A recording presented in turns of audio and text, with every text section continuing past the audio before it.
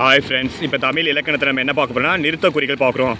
இதில் வந்து கொஸ்டின் வந்து 1 இல்லைனா 2 கொஸ்டின் கேட்டுகிட்டே இருக்காங்க. கிளியராக பார்த்துருவோம் ஃப்ரெண்ட்ஸ்.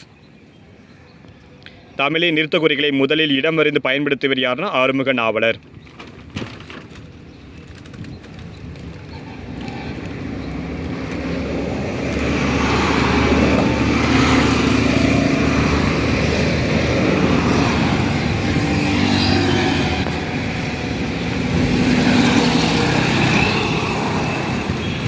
ஃபஸ்ட் நம்ம பார்க்க போகிறது கால் புள்ளி வந்து எந்தெந்த இடத்துல வரும் பாருங்கள்.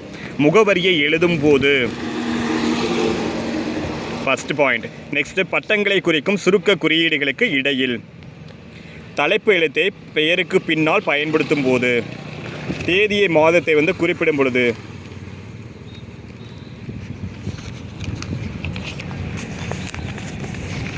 பொருள் மயங்கும் சொற்றொடரில் வந்து கால் புள்ளி வந்து பயன்படுத்தணும். கூப்பிடும் விழிக்கும் சொற்களை அடுத்து வந்து கால் புள்ளி வந்து பயன்படுத்தணும்.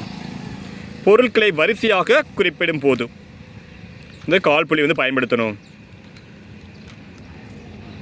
பல பெயர் சொற்கள் வரிசையாக வரும்போது ஒவ்வொரு பெயர் சொல்லின் பின்பு வந்து சேர்க்கணும், கால் புள்ளி வந்து இடணும்.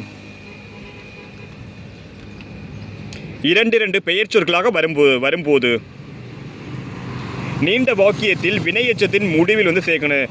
இதை பேஸ் பண்ணி ஒரு கொஸ்டின் நம்ம கேட்டிருந்தாங்க ஃப்ரெண்ட்ஸ். ஆசிரியர் வருணேசிடம் வந்து, இதுக்கடுத்து வந்துன்னு முடியுது, ஊல முடியுது, ஊ வந்து வினையெச்சத்தில் முடியுது, அதுக்கு அடுத்து போடணும். தொடரடியே வரும் மேற்கோளுக்கு முன் பகுதி குறிக்கப்படும் நூற்பெயருக்கு முன் வந்து போடணும்.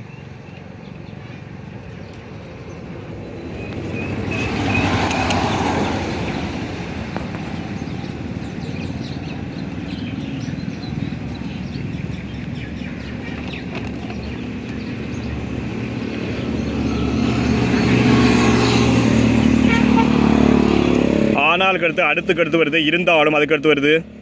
ஒரு வழியாக, ஆகையால் அதுக்கடுத்து வருது. எனவே அதுக்கடுத்து வருது. அவர் நல்லவரே என ஆனாலுக்கு அடுத்து வருது.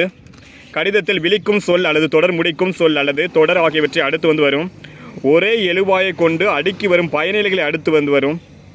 உணர்ச்சியை தெரிவிக்கும் வாக்கியத்தில் இடம்பெறும் உணர்ச்சியை குறைக்கும் சொல்லை அடுத்து வந்து கால் புள்ளி வந்து வரும். வாக்கியத்தின் தொடக்கத்தில் வரும் ஆமாம், இல்லை, ஓ, ஓக்கோ, ஓஹோ போன்ற சொற்களை அடுத்து வந்து வரும் கால் புள்ளி. ஒரே வாக்கியத்தில் அடுக்கி வரும் வினா தொடர்களுக்கு இடையில் வந்து வரும். அழுத்தத்திற்காக வரிசை முறையில் மாற்றி எழுதப்படும் தொடர்களுக்கு இடையில் வந்து வரும். ஒரே சொல் அல்லது தொடர் இருமுறை அடுக்கி வரும்போது அவற்றிற்கு இடையில் வந்து வரும். எண் தானங்களை அடுத்து வந்து வரும். இணைமொழிகள் அடுக்கி வரும்போது.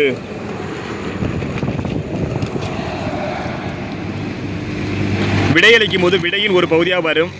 வினாவை அடுத்து வரும்போது கால் புள்ளி வந்து வரும். ஒரே பெயரை தழுவும் சொற்களுக்கு இடையிலும் தொடர்களுக்கு இடையில் வந்து வரும். உண்மைகள் அடுக்கி வரும் இடங்களில் கால் புள்ளி தேவையில்லை, ஆனால் நீண்ட தொடர்களுக்கு இடையே உண்மைகள் வரும் கால் புள்ளி இடம்பெறும். அரை புள்ளி பார்க்குறோம் ஃப்ரெண்ட்ஸ். ஓர் எழுவாய் பல பயணிகளை கொண்டு முடியும் போது. இது வந்து கேட்டிருந்தாங்க ஃப்ரெண்ட்ஸ். கபிலர், இது கேட்ட கொஸ்டின். கபிலர் பாரியை கண்டா புகழ்ந்து பாடினா பரிசு பெற்றார், கேட்ட கொஸ்டின். அப்போ என்ன போடணுமா, அரை புள்ளி வந்து போடணும். ஒரு எழுவாய் பல பயணிகளை கொண்டு முடிப்பது அரை புள்ளி. ஏனென்றால் என சொல்லுக்கு முன் வந்து அரை புள்ளி வந்து போடணும். சொற்பொருள் கூறும் இடத்து மாறுபட்ட நிலைகளை இணைத்து காட்டும் இடத்தில் இதனை மறுப்பு கிளவிய புனர்வாக்கியம் என்பார். யாரு? தேவனையை பாவனார்.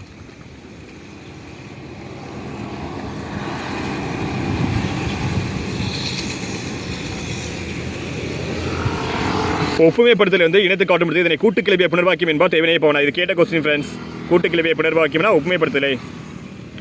ஒரு தொகுப்பு ஒன்றுக்கு மேற்பட்ட விவரங்களை கொண்டிருக்கும் போது. நெக்ஸ்ட் நம்ம முக்கார் புள்ளி பார்க்குறோம் ஃப்ரெண்ட்ஸ். ஒன்றை குறித்து தொகையாகவோ சுருக்கமாகவோ முதலில் கூறி பிறகு விரிவாக கூறும்போது வந்து முக்கார் புள்ளி வந்து போடணும்.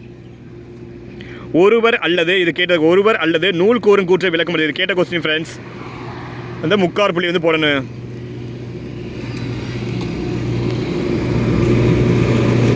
நூற்பகுதியை குறிக்கும் இடத்து விவரங்களை பட்டியல் முறையில் ஒன்றமை ஒன்றாக தரும்போது.